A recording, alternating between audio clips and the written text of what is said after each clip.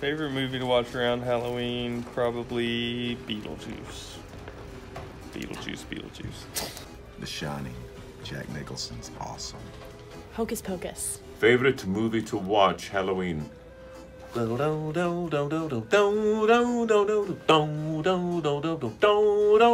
Exorcist. The Goonies.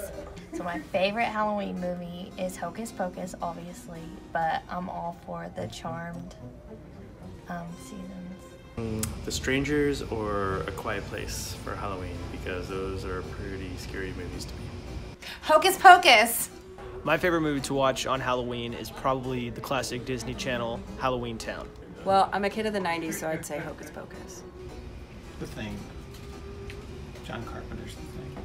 Hocus Pocus. I'm a whole Friday the 13th kind of guy. Friday the 13th. Halloween Town. Absolutely, Halloween is my favorite movie. Signs. Great movie. I guess I'll have to say The Nightmare Before Christmas. And that is, it's equally a Halloween and Christmas movie. I like the old Halloween movies with Jamie Lee Curtis because that's what I grew up on. So my favorite movie to watch during the Halloween time is Nightmare Before Christmas. With the little guy with the little skeleton guy named Jack. So that always kind of gets me all tickled and ready for the Halloween season. My wife and I and my daughter, we always sit and watch that movie. Definitely Hocus Pocus, but then all the Scream movies come next. A movie called Trick or Treat, if you've ever seen that. That's a great movie. It's an anthology movie with separate stories, but with through lines through it that kind of connect. So that's a really good movie. This is always the time of the year to make sure you can find the Great Pumpkin, Charlie Brown. That's my favorite. The spookiest night of the year is almost upon us, and we're in the mood for some Halloween movies. Ooh. Jazzy. Using that. So we have our first Getting Real guest, Morgan Embry. She's on the T311 digital team. Thank you for being here. So happy to be here. We have chosen you to talk about not just Halloween movies, or not just scary movies, but all kinds of movies that people can enjoy. I think I can handle that. On Halloween. Neat. Neat. If we're not talking specifically spooky, I'm going to go with Practical Magic. And I have a theory on this. It is the by far all-time best horror movie for everyone. Or not horror. Wow. I will go with Halloween.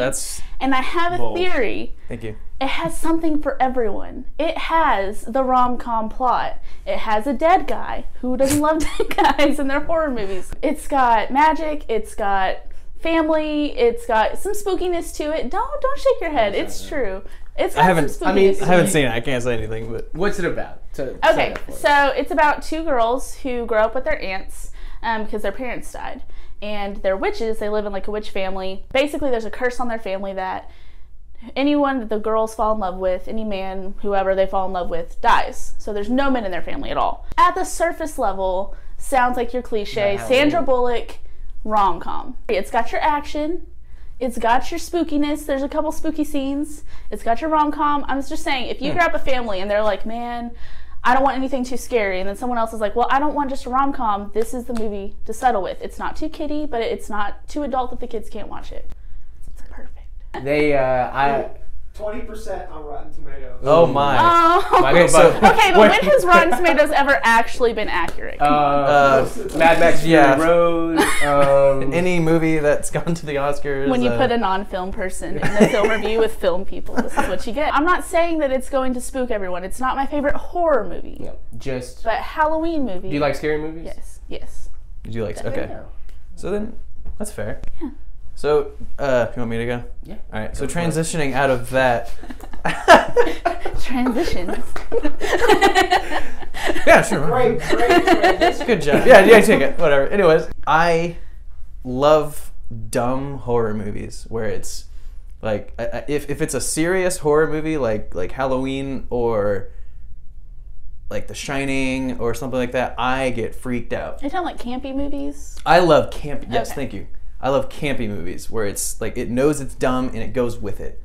And I think the perfect campy dumb horror movie is Evil Dead 2. I agree with that. Which we have Ash over there, right here. If you've seen the first one, which was like 1983 or something like that, it was made with like $1,000 budget or something. They get more money, and so they decide to remake the movie that they made a couple years ago, but better, where it's Ash Williams, I think his last name is. Ash is in a cabin with a bunch of friends, and they find this evil book that's cursed, and once they open it, the entire house becomes just bonkers crazy, and ghosts attack them, demons attack them while they're in the middle of the woods. It's like a cliche type story, but the way that it's made is just insane and hilarious. Like it's like a comedy almost. But there's some creepiness to it. Yeah, it has everything where it creeps me out, but I'm a huge wimp, so it's not like I'm gonna stop watching it immediately. Like it's like I want to keep seeing what kind of crazy stuff is about to happen. And you never actually see like the ghosts? The ghosts. No, you don't. Yeah. Like that's what's kind of clever about it, because it's a really cheaply made movie, so they had to be creative That's with really how smart of how they did that. Yeah, like it would just there's literally just a camera floating, and that oh, it's a ghost. Okay, cool. And it's just so dumb and good. I love horror films, and it took me a while to pick what I wanted to do. I almost chose The Thing, Silence of the Lambs, almost Halloween, but you know, it's just too iconic. So I wanted to pick one that I feel like not a lot of people have seen, and it's It Follows. Oh. Have you guys ever seen it? Came out like 3 years ago, right? 3 or 4 years ago. I think it was the beginning of this hipster horror era. You know, like this, it's weird, it's a little creepy, it's got like a synthy soundtrack, and then it kind of blows up for a second, and then no one talks about it later. What it is it's this girl who she meets this guy, classic story, girl meets boy, boy passes on this curse to her, and now she is followed by this being. This sounded like an STD almost. Guys, I'm not gonna lie to you. It kind of does. That's what it is. He gives him a ghost STD. I was dancing around the fact that this curse is passed on through relations. Oh. You know? Spooky STDs. Spooky STDs. I love horror films that have like rules too. You know, like these are the rules, and you can't break them, or you have to make sure you always remember you know what you're doing or what you've done in the past, and that's kind of what it is. It feels very 80s. But also very timeless. You know, you could watch it and you have no idea what year it is. Oh, cool. The scariest part about like Nightmare on Elm Street or It Follows is like everyone has nightmares, and everyone's probably been followed by someone, or thought they were being followed by someone. So it is creepy. It's good. It's up there. I don't know if Zach can handle it. Sorry, Zach. Oh. Yeah. Everything you just described, I'm like, I'm not gonna watch any of this. Are there any other ones you'd recommend? How do you feel about the Scream series? Not like Scream is good. Scream is fantastic. I love Scream. Yeah. I scream, you scream, we'll scream for Scream. I feel like everyone loves Hocus Pocus. I feel like it's been overdone. I'm indifferent. A little bit, yeah. I've seen it so many times, just like, I'm done. Good. Well, it's like our generation at least. Like, yeah. But I feel like everyone, or not everyone, that's a broad statement. A lot of people, it's like the indicator that follows here is if you bust out Hocus Pocus. Yeah. But I don't know. I mean, movie-wise, it's okay. Yeah, it's not a bad movie.